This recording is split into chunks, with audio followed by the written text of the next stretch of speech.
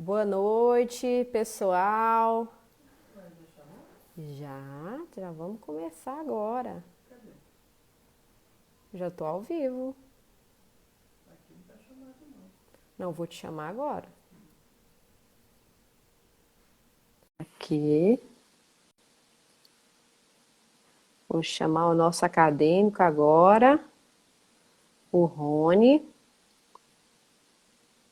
Pessoal, estão me escutando? Estão ouvindo bem? Se estiver ouvindo bem, manda um joinha pra gente. Convidei o Bruno já entrou. Cadê o Olá, Rony? eu tô logo atrás dela lá, ó. Oi? Cadê o Rony, pessoal? Cadê?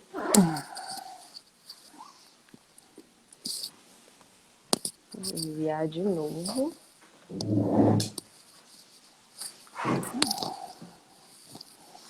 Boa noite. Pode ir falando aí, Bruno, enquanto eu estou Boa adicionando noite, aqui. pessoal. Sejam bem-vindos aos nossos 15 minutos de neuro. E hoje o tema vai ser sobre demências. A doutora Luana vai falar sobre o diagnóstico de demência, alguns tipos de demência. Ok? A gente só está aguardando nosso acadêmico chegar. Eu estou escutando um pouco mal com o eco, né? Eu acho que eu vou lá para o celular dela, porque está muito ruim para mim. Peraí.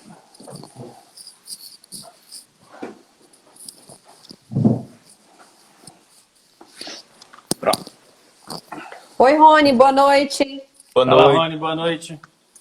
tudo bem? Tudo bem? Tudo bem.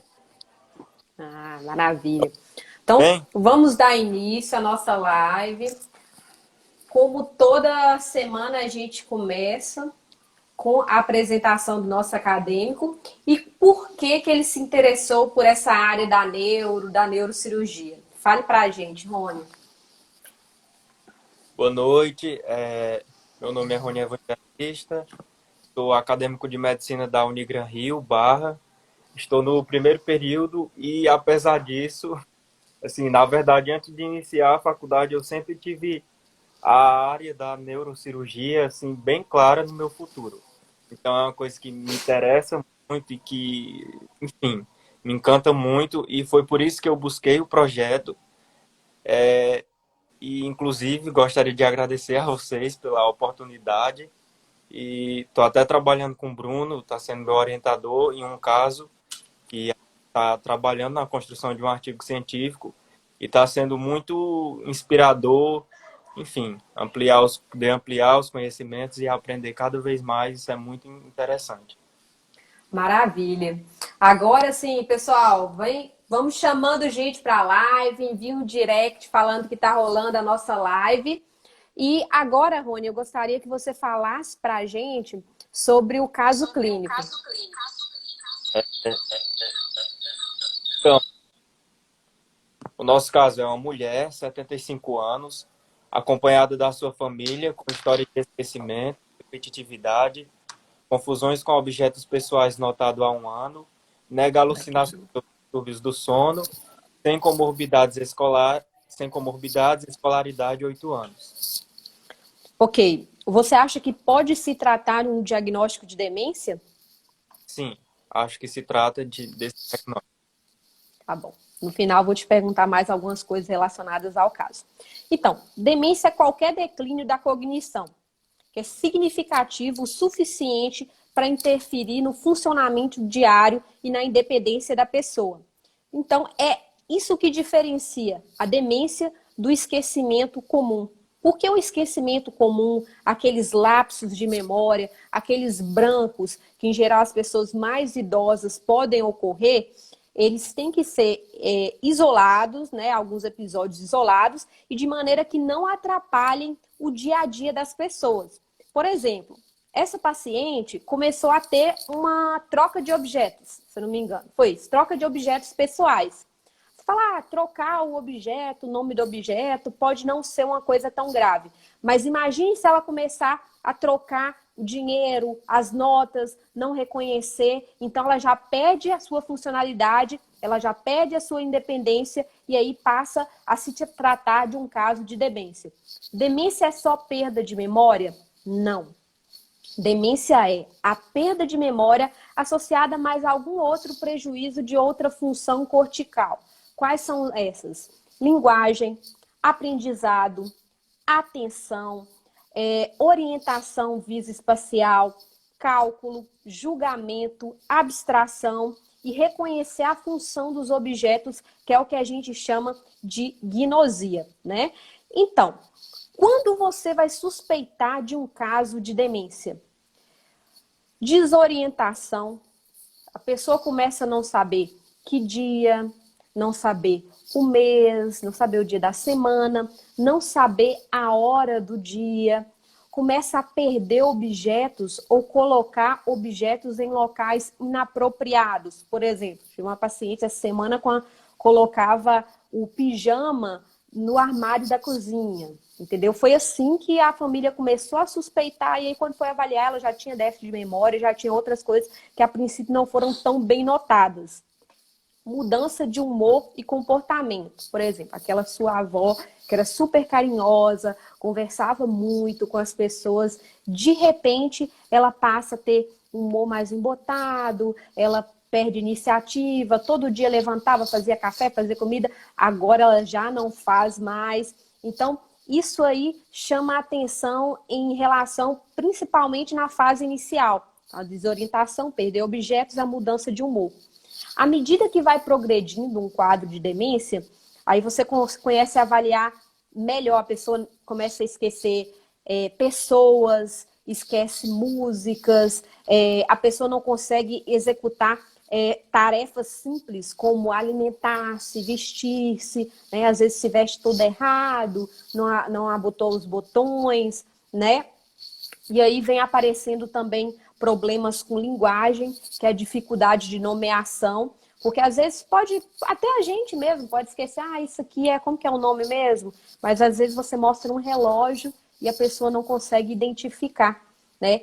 Problemas com pensamento também abstrato, começar a alucinar, são esses sintomas que, todos esses que eu falei, a gente tem que suspeitar de um quadro de demência. E em relação ao diagnóstico, todos esses sintomas relacionados, né? Além dessa anamnese que você vai colher completa, vai ter o exame neurológico. Exame físico mesmo. Mas por que exame físico? A doença não é uma doença mental? Por quê? O que tem a ver com o exame físico, né? No exame físico, você nota doenças, né? Você nota características e sintomas que podem te ajudar a diagnosticar o tipo de demência. Por exemplo, se o paciente tem um déficit motor, talvez seja um paciente que teve um AVC e será uma demência vascular. O paciente tem algum tremor, o paciente pode ter um Parkinson já prévio ou um parkinsonismo associado à demência. A gente vai falar um pouco. Alterações de reflexos, outras alterações no exame físico que você pode suspeitar em relação a algum sintoma. Alteração de marcha, às vezes não se trata bem de uma demência, às vezes a gente está diante de um diagnóstico diferencial. Além do exame neurológico, nós temos a avaliação cognitiva. Então, são os testes cognitivos. O teste mais comum, que é um teste de triagem, um teste de rastreio, é o mini exame do estado mental, que é o Mini-Mental. O Mini-Mental, ele consta de 30 perguntinhas, 30 itens, na verdade, nem todos são perguntas, que você faz alguns testes com o paciente, perguntas sobre localização, teste de cálculo, é um exame mais básico. E aí ele tem 30 pontos no final, e você vai utilizar uma taxa de corte de acordo com a escolaridade do paciente. Por exemplo, paciente que é analfabeto, o Mini-Mental menos de 18, que você considera alterado. Agora, um paciente que tem uma escolaridade de 3 anos, vai ser 21 o seu ponto de corte, 24 com a escolaridade de 4 a 7 anos, e para o paciente que tem mais de 7 anos de escolaridade, paciente que tem um curso superior, você vai utilizar o Mini-Mental 26. Lembrando que o Mini-Mental sozinho não é o diagnóstico da demência. Por quê? nenhum teste isoladamente vai fechar o diagnóstico. Você pode ter um minimento alterado e o paciente está num quadro depressivo, ou o paciente que está num delírio agudo. Então, assim, não necessariamente ele é o teste diagnóstico para demência. Dentro desses testes cognitivos, a gente tem o CDR também, que é que faz uma classificação entre demência leve, moderada e grave, de acordo com a memória, orientação, julgamento. E tem um MIF, que avalia o grau de funcionalidade do paciente. O que é isso? Se o paciente é totalmente dependente, se ele tem uma dependência modificada, se tem uma dependência completa ou leve. Então, o grau de funcionalidade, o grau de dependência do paciente é avaliado também com esse teste de UMIF, né? Além disso, tem a avaliação neuropsicológica mais completa, que é um neuropsicólogo que faz, avalia QI, capacidade de cálculo, linguagem. Então, todos esses são ferramentas que ajudam no diagnóstico. Outra ferramenta importante é excluir as causas reversíveis de demência. Tem causa reversível? Tem. Tem algumas doenças que o quadro de demência ele faz parte, né, do evoluir da doença. Por exemplo, às vezes o paciente tem todas essas questões, alteração de linguagem, de memória, e é um quadro depressivo. Às vezes o paciente está com hipotiroidismo. Às vezes a demência faz parte de um quadro de hidrocefalia de pressão normal, junto com incontinência urinária e alterações de marcha. Então tem alguns exames que a gente utiliza para excluir essas causas reversíveis. No geral, quais são os principais, né? Tem a vitamina B12, tem o hemograma, glicemia, avaliação de função hepática, função renal, o T4-TSH para avaliar hipotiroidismo, avaliação de distúrbio hidroeletrolítico, tem que pedir sorologia para sífilis e para HIV, né, que são causas. Né? Outra coisa que é importante investigar é se o paciente é alcoólatra, porque o alcoolismo também pode ser uma causa de demência. No geral, também uma coisa que é importante, que o paciente ele não pode ir na consulta sozinho. Ele sempre tem que estar acompanhado de alguém e, de preferência, que seja alguém que tenha um convívio diário, que vai poder te dar informações sobre a hora que a pessoa acorda, como come, se ele faz a sua própria comida, né? Se a pessoa se veste sozinho, toma banho sozinho. Então, quem está no dia a dia, quem convive mais, tem que ser a pessoa que vai comparecer na consulta nessa avaliação. Além dos exames laboratoriais que eu falei, tem o exame de imagem que é sempre importante, o ideal é que seja uma ressonância. Nesse ponto, o exame de imagem vai ajudar a excluir outras causas. Por exemplo, às vezes o paciente está com uma lesão cerebral que pode estar causando esses sintomas de alteração de memória, desorientação, né? Às vezes a hidrocefalia que eu falei, aí a gente vai ver essas alterações, a dilatação ventricular, que vai ser sugestivo de um quadro de hidrocefalia de pressão normal, tratado, provavelmente, talvez o paciente seja curado desse quadro de demência, né? Outras coisas, você pode ver um sinal de uma isquemia antiga, e aí vai pensar num quadro de uma demência vascular. Outras coisas que você pode ver são sinais que sugerem que o paciente tenha Alzheimer, né? Atrofia de hipocampo, do córtex entorrinal. Tem alguns sinais na ressonância que nos ajudam, nos guiam em relação a esse diagnóstico. E quando você tem uma atrofia predominante frontotemporal, pode se tratar da demência frontotemporal também. Existem exames que são um pouco mais específicos no caso do Alzheimer, né? Tem um PET scan que você faz, aliás, tem um exame PET que você faz, uma imagem que é específica para essa avaliação, e tem também a dosagem das proteínas, a beta-amiloide e a proteína tal no líquor, que também é um teste bem específico. Quando você tem um diagnóstico, uma suspeita diagnóstica forte, muitas vezes não precisa realizar esses exames invasivos para essa avaliação. Eu falei dessas causas vasculares em relação a Alzheimer, em relação a todas essas outras condições. Então, quais são as principais causas de demência, levando mais para as doenças degenerativas, né? Que a gente vê em nosso dia a dia? Excluído aquelas causas reversíveis, excluído infecções, hidrocefalia, alterações de distúrbios hidroeletrolíticos, alterações hormonais, nós temos que procurar outras causas, né? Que aí vamos estar diante das principais demências. Entre elas, eu vou falar aqui mais das 4 mais comuns. A principal, disparado, é a doença de Alzheimer. A doença de Alzheimer, ela tem 50% a 70% dos quadros de demência. A gente vê que vem aumentando muito os casos, principalmente com o envelhecimento da população, né? Tem algumas pesquisas que falam que em 2050, metade dos idosos, né, acima de 80 anos vão ter Alzheimer.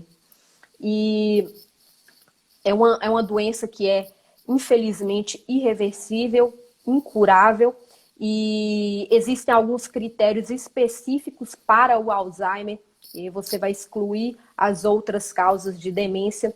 Tem como os principais fatores de risco a história familiar e a idade avançada, e também uma das características da evolução da fisiopatologia da doença é a deposição de emaranhados da proteína tau e proteína beta-amiloide, que ali vão prejudicar a transmissão, né, de informações entre os neurônios e, consequentemente, perda neuronal em algumas áreas mais específicas.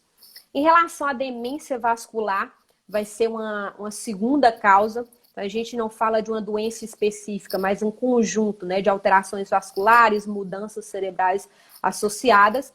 Em geral, ela pode ter um início abrupto após um episódio de AVC, pode ter flutuação do déficit cognitivo e vai ser o segundo tipo mais prevalente.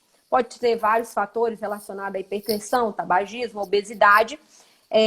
Muitas vezes no exame físico você vai notar algum déficit, né, dependendo do paciente local onde ele teve algum AVC. E muitas vezes a gente não tem uma área definida de infarto, mas tem várias áreas de microinfarto, ou o paciente é um paciente cardiopata, um paciente que tem estenose, né, de carótidas, e você vai te chamar mais atenção para esse tipo de demência. Tem a terceira causa, que é a demência dos corpúsculos de Levy. O paciente tem uma alteração de cognição que flutua, né? Tem dias melhores, dias piores, que é um pouco mais incomum em relação às outras demências. Tem alucinação visual associada e sintomas de parkinsonismo precoce. Em muitos casos, principalmente nas fases iniciais, ela preserva a memória. Então, tem que chamar atenção para esse tipo de alteração na doença dos corpúsculos de Levy. Ele tem sinais de parkinsonismo, né? Pode ter tremor. E como que eu diferencio a demência dos corpúsculos de Levy para um quadro de Parkinson com demência? Aí você vê a ordem dos sintomas.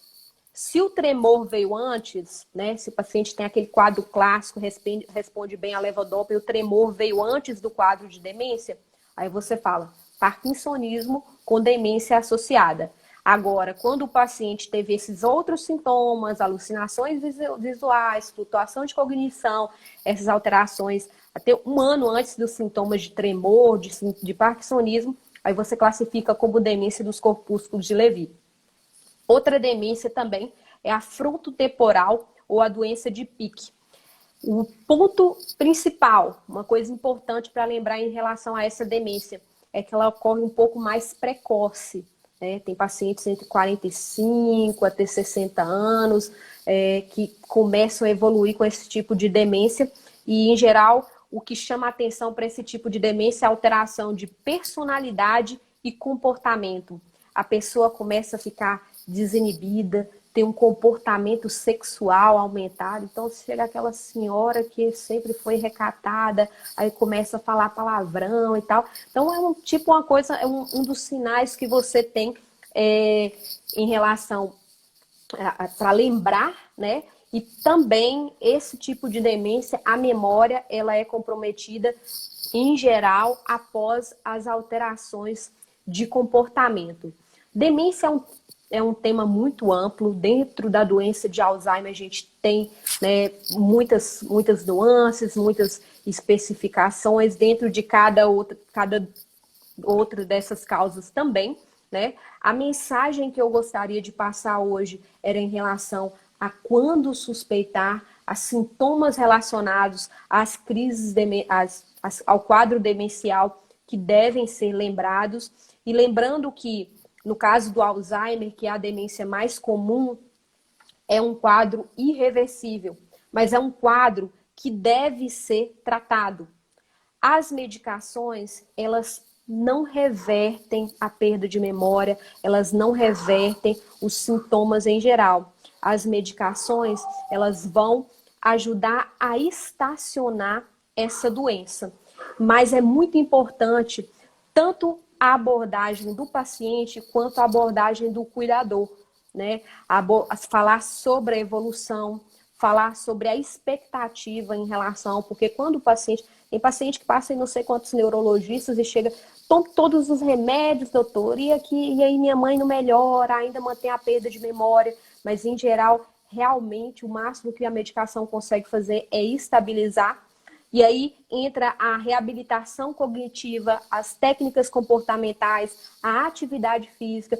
Todos esses fatores vão ajudar a estacionar a doença e é muito importante que o cuidador saiba disso, tenha ideia disso, entendeu? Então, além dos tratamentos, né, eu gostaria que ficasse essa mensagem em relação a quando suspeitar para poder tratar mais precocemente.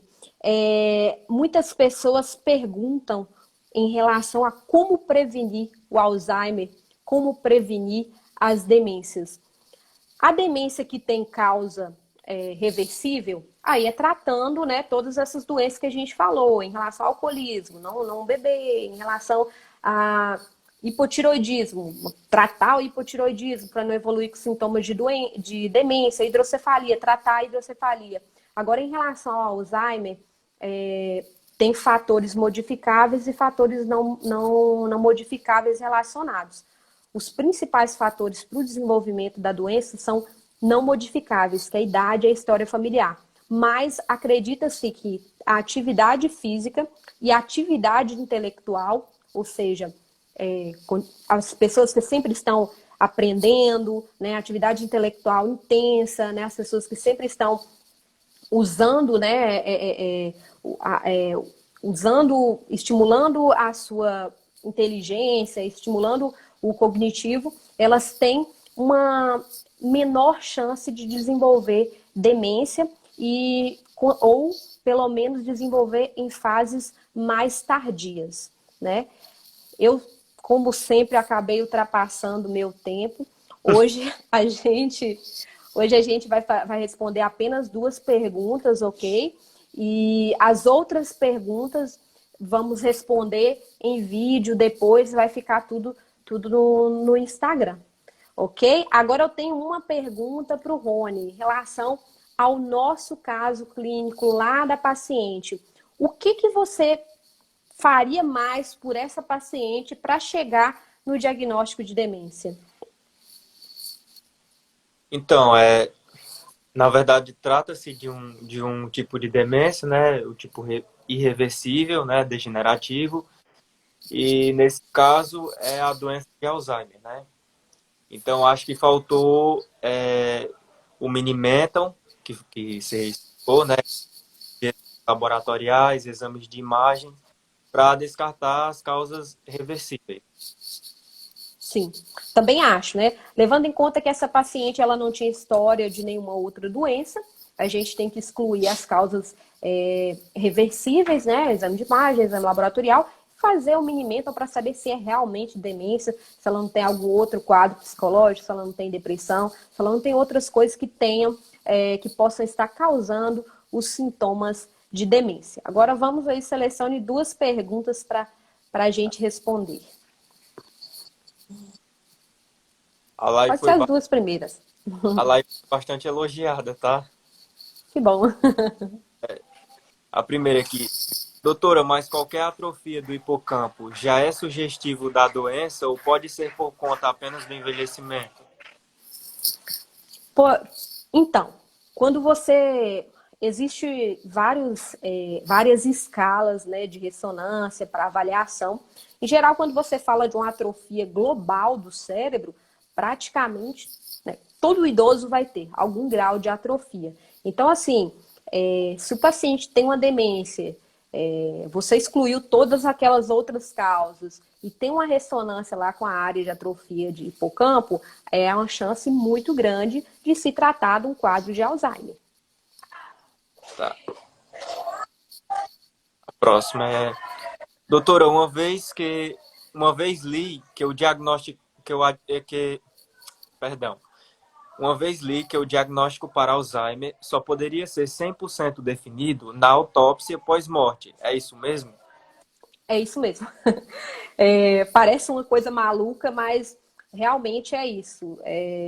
O diagnóstico definitivo, você tem todos esses sinais. Mas, por exemplo, alteração de proteína beta-amiloide, de alteração de proteína tal, você também tem em outras demências, né? Em um grau um pouco diferente, mas a certeza absoluta você só consegue encontrar na autópsia. Tá. Tem bem mais perguntas. Só mais uma, vamos dar mais uma, Tá. porque já são 9 horas. Doutora, o que...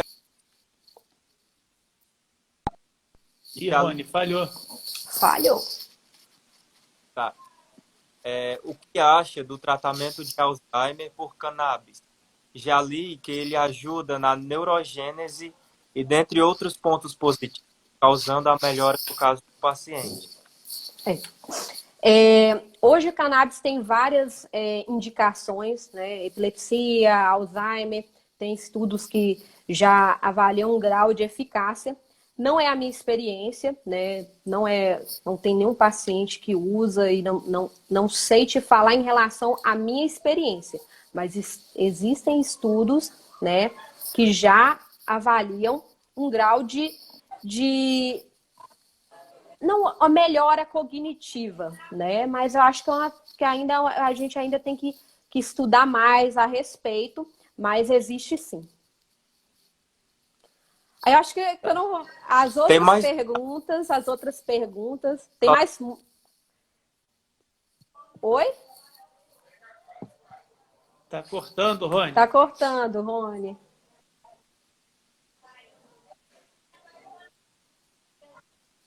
Oi?